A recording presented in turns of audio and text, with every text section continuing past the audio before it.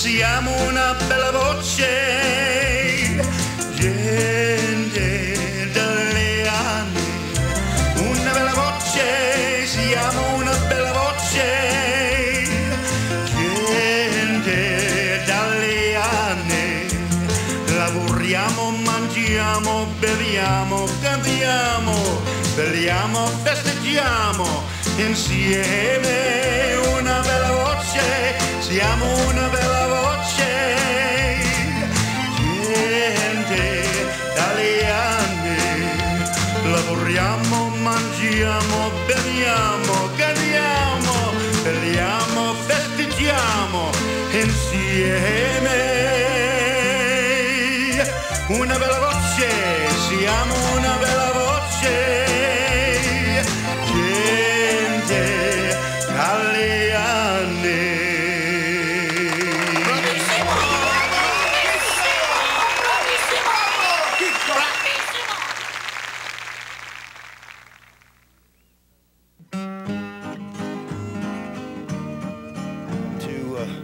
I'm very honored to be standing here with Mr. Joe Torre, or Giuseppe Torre. I love it. Joe, thank you for doing an interview with us on Casa Cucina. Thank you. Thank you. I'm proud of my heritage, obviously, and, you know, of course, the food isn't too bad either. Where were your parents from? Well, my dad was born in New York, and he was from, his ancestors from northern Italy. My mom was born in Naples, came over as a very young child. So, you know, we have it covered, I think, pretty much. So, and now you're married to, your wife's name is Alice? My wife's name is Alice. She is German-Irish, but she does a pretty good job of making the pasta, I'll tell you that right now. And in fact, she had to convince me, because I know when I was young growing up, my mom, you know, the favorite things we used to have was always a lot of cheeses in it, lasagna especially, and everything was pretty fattening. And my wife, it took a German-Irish to convince me that eating pasta wasn't fattening, and it's been my main source of nourishment lately. And you have 3 children? I have 3 children. I have a son, Michael, who lives in New Jersey and works for a brokerage firm. I have a stepdaughter who lives in Milan, Italy, actually. Ravignani is her name, married to a set designer over there, Gianni. And then my youngest daughter, Tina, who is living in St. Louis with us, and she is working as a paralegal and is a graduate from Boston University. Joe, I wanted to ask you, when did the dreams begin? And it took a lot of work to be where you are today. Well, the dreams began. I was, you know, brought up in a family in Brooklyn, New York. I'm one of 5 children, the youngest of 5 children, so I was pretty spoiled. I had more than one mother. I had my 2 older sisters who were like my mothers also. And my brother Frank, who was the next youngest in the family, was a Major League Baseball player at the Milwaukee Braves, and he was always pretty much my idol. And my dreams began when, you know, he was in the big leagues when he was about, you know, actually 25, but he started when he was 19 and then went in the service for a couple of years. So, you know, my early teens became a Milwaukee Brave fan and pretty much followed him all over. Used to work out with him at different ballparks around the league, and being from New York, I was fortunate that we had the Brooklyn Dodgers and the New York Giants at that time, and when they came into town, the Braves, I used to go out to the ballpark and work out and really get a feel of being on a big league club. And then all of a sudden, I'm in the big leagues at age 20, catching the same players that I had met just from going to the ballpark with my brother, the Spahns and Burdett's and Buells, and playing with Eddie Matthews and Hank Aaron. It was quite a thrill. What would you offer to the children out there that have dreams of playing Major League Baseball? This is a tough question. It's a tough question. The thing is, you have to just make sure that you know there's a lot of work that goes into it, but follow your dreams, because, you know, I always tell the players, not only youngsters, but players, that you're just borrowing this. You know, it's going to disappear very quickly because you're only allowed to do this for so many years before, you know, you're going to have to make room for the younger players. But for the youngsters, just go out there and enjoy playing. I think it's very important that you enjoy playing the game, because you get to this level and it becomes a little more work, but you still have to enjoy it to have it work for you. And the most important thing is to put in plenty of practice. I know a lot of youngsters or a lot of people come out to the ballpark and they see these guys play for 9 innings, but they don't realize how much time goes into one particular day. You know, most players are out at the ballpark here at 2:30, 3 o'clock for a 7 o'clock game at night. So they do a lot of work before the games, of course, play hard during the games, and then after the game, it's awfully tough to leave it here at the ballpark, whether you win or lose. Well, for an Italian American to make it all the way to the major leagues like you have, and to be the wonderful coach of the manager of the Cardinals, we're very proud of you. And I have a couple of things here for you, Joe. This is a certificate of appreciation presented to Mr. Joe TORRE. Now, I did this myself. Usually I had to have it professionally done, but for maintaining a positive image of the Italian American, awarded at Busch Stadium, St. Louis, Missouri, this 23rd day of May. And it's signed by Antonino Lombardo of the Il Pensiero and myself of the television program, which spotlights the Italian Americans in St. Louis. And here's a copy of the newest newspaper, and the Italian of the month is L. Lordo, Mr. L. Lordo. I don't know if you know him. I certainly do. Mr. Lordo is a good friend of mine, and Keith, I want to thank you very much. I will treasure this. Well, we're very proud of you, as we are of all the Italian Americans on the team, and God bless you, and thank you again for this interview. I really appreciate it. Thank you, Keith. You bet. Right. Ciao. Ciao.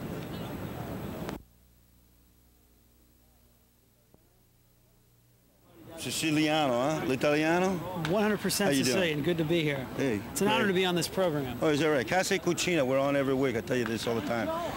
Anyway, it's a cookie show. We sing, we interview people of Italian heritage. I understand that your ancestors are from Terracini, Sicily. It's a little town about 20 miles outside of the main part of Sicily. Beautiful area. 100% Sicilian, both on my mom and my dad's side. So it's how many people are in that family? Well, I brothers and sisters? I have 6 in my family, mom and dad. Everybody's healthy. About 3 of them work down at KMOX, so we've been in the restaurant business for about 75 years. 75 years. So that's your father and your mother, their restaurant? Yeah, I started on my mom's side, a little candy kitchen. Then my dad married into the family and made it a kind of an elegant restaurant. I knew it was an Italian restaurant, but where did they get the name KMOX? Well, my grandpa on my mom's side claims that the name was changed by a 5-star general in the Army, but the real name was Comuglia, and then the Army general changed it to make it a little easier to pronounce. Oh, I see, I see. Well, you know, Frank is one of the sports broadcasters down there at Channel 5, and you know the Italian community, we tune in to watch it because you look so good on there, you know, and we know that you're Italian. Well, my thinking is if his last name or her last name ends in a vowel, I'm going to pay special attention to him. You know, I'm not prejudiced towards Italians, but I want to watch them when they're on the air. There's so few of us on. Well, you know, your family's in the restaurant business. You know what I got in the oven? Focaccia? Focaccia, that's right, stuffed focaccia. Wow, I want to try some of this. Well, let me tell you, we're going to go back there and we're going to get it out of the oven and I'll show you what it looks like. We want to put some on the menu at KMOX if it's good, all right? All right, we'll sounds call it good. your special. Valentino's, okay, that sounds good. Okay, Frank. Good to be here. Franco Cusimano, grazie. It's a broadcast thrill. It's a broadcast. Thanks. Another broadcast first, all right. Mr. Jack Buck, it's an honor. My pleasure, sir. You know, I told you before that Frank Borghi was a real good friend of mine. And a good friend of mine. I've known him for a long time. Known him longer than you have. Oh, I bet so. Known him since 1945. 1945? What happened in 1945? I forget. I think the war came to a close. He and I were both in it, both with the 9th Infantry Division. Then when I came here to St. Louis in 1954, I got to know him again, and we've been together frequently since 1954. Now, you used to live on the Hill. I did. I lived, first of all, when I came to St. Louis, on the Kings Highway with a family of a baseball player who was with the Cardinals. And because of that, I was very close to the Hill, and I met a fellow there by the name of Pete Colombo, a real estate man that a lot of people everybody on the Hill knew. And he found a house for me at Elizabeth and Macklin, next door to Di Gregorio and across the street from Midge Barra, and a couple of blocks from Ruggeri's restaurant. And I got to know on the same street that Yogi Berra grew up on, and Joe Garagiola. And I had a lot of friends out there, the Bob Zone and Ferlissi and Joe Buffalo and Tony Blue, and I knew the whole gang, and we used to play gin rummy at the Ballerina Lounge there on Southwest Avenue and bowl at the Palace Bowl there on Southwest. And of course the Canetto brothers were both very good friends of mine when they had the drugstore. And Ruggieri's. And Ruggieri's, of course. Get and back at Ruggieri's. Oh, yeah. And all those people are very good friends, and they're all nice people. And the neighborhood today remains one of the nicest neighborhoods anywhere in any city. You know, one thing that's important to the Italian-American as well as other ethnic groups is the family unit. And we're always saying on the show is get back, do things with your family. One of the things they can do with their family is come to the ballpark. Oh, yeah, sure. That remains one of the strengths of this game. And everybody's talking about the ailments and the ills that this game has now. And when June comes around and the kids are out of school, they'll be tugging at mom and dad to take them to the ballpark. And they'll be coming here from Illinois and Indiana and Kentucky and Tennessee and Nebraska and Iowa and Oklahoma and Arkansas, Mississippi and Louisiana. They'll be here, and things will get better at the baseball park. And it'll be because of, as you say, the family unit and the fact that they can still afford to come to a baseball game. You know, it really upsets me when I hear people talking about buying the tickets, then buying a helmet and buying a baseball and parking and buying hot dogs and food. I used to go to the bleachers. I used to pay $1. I sat out there in the bleacher and watched the ball game. I didn't have to buy a souvenir. I didn't need a souvenir. And I rode the streetcar. I didn't need an automobile. I didn't have to pay for parking. And I didn't have to have a Coke and a hot dog. In fact, I couldn't afford it. So I just came and went to the ballpark. And I spent whatever the ticket cost. So a lot of people distort the economics of this game, and they say it costs $100 for a family of 4 to come to the baseball game. It doesn't. You know, you could ride the Redbird Express, you could ride the Metro Link down here, you could buy the tickets, eat dinner before you come to the game, and go home like you're supposed to after the game, and then it'll cost you $30 or $40, not the $100 that people talk and write about. Well, Joe, Mr. Buck, I know you got to get back upstairs to broadcast. The game's about ready to start here. Right. We'll have some fun tonight. We'll have some fun tonight. Listen, yes. I want you to know that the Italian community is, we're very proud of you. We love you. Thank you very much. And I'm up there. I'm not going to 45, and I grew up with you. Okay, good. And I love you. Hello to all of the folks on the hill. You bet. I'll tell everybody you said hello. I enjoyed living there. You bet. Ciao. Tommaso Pagnozzi. How you doing? All Pretty right. good. All right. Good to see you. Thanks a lot for the interview here. You know, they pronounce this show, we just got finished talking, in the States, is PAGNOZZI. Tom Pagnozzi, when you come up to the plate or whatever. And I want you to know that there's an 80-year-old lady that lives on the hill, and every time you come to the bat, she says, "Oh my God, it's Tommaso Pagnozzi." That's right. And that's the way you pronounce it. That's, you know, I mean, that's the way they pronounce it over there.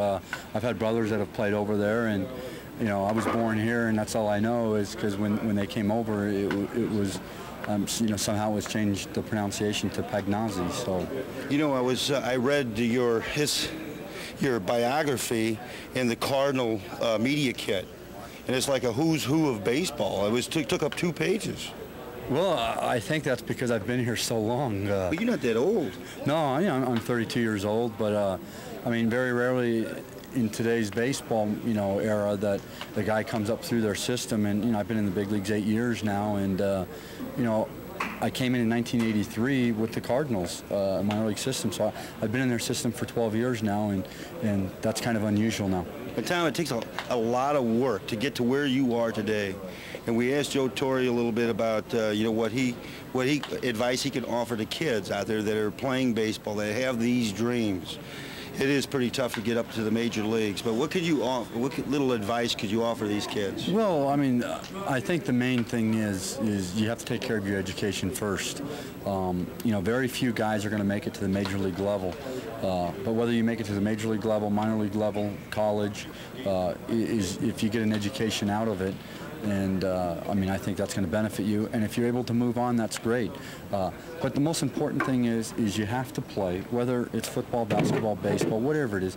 Go out and play and enjoy playing. I think that's what's happening today is you don't see the kids. You know, when I was growing up, we were in the park all day long after school, all day during the summer. We were in the park playing. And today, the way this society is, kids aren't allowed to play in the park the way we were able to play, the way our parents were able to play, and that's the unfortunate thing. But you know, try to get out as much as you can with your buddies and play.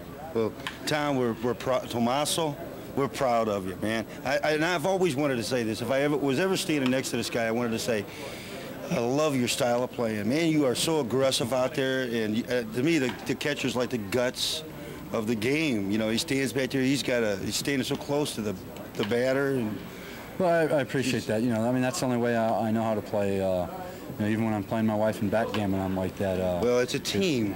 Well, exactly right. You know, you have to go out, and this is really an individual game in a team concept, and you have to always keep that in perspective. You're there for the team, but everybody has to do their part Yeah, they have their job to win. And if you don't do your part, you know, that separates the good teams from the bad teams. And you know, hopefully we can do a lot more good things than bad things. He's not really Italian. That was Joe Torre. He said he's not really Italian, but hey, Tommaso PAGNOZZI, we're proud of you. The Italian community is really proud of you because we know how hard it is to get to where you are today, and you're doing a great job. And keep on keeping on. Thank you very much. Listen, I got some stuffed focaccia in the oven, so we're going to go try that out. Sounds good. In the show. Okay, brother. Sounds good. Ciao. Until next time. So, until ciao, arrivederci, ci vediamo, addio. Ciao, arrivederci, ci vediamo, addio. Il programma è finito, tanti auguri a tutte voi. Ci vediamo presto nel prossimo programma, sì, è vero. Addio a tutti. Ciao, arrivederci, ci vediamo. Il Signore te benedice.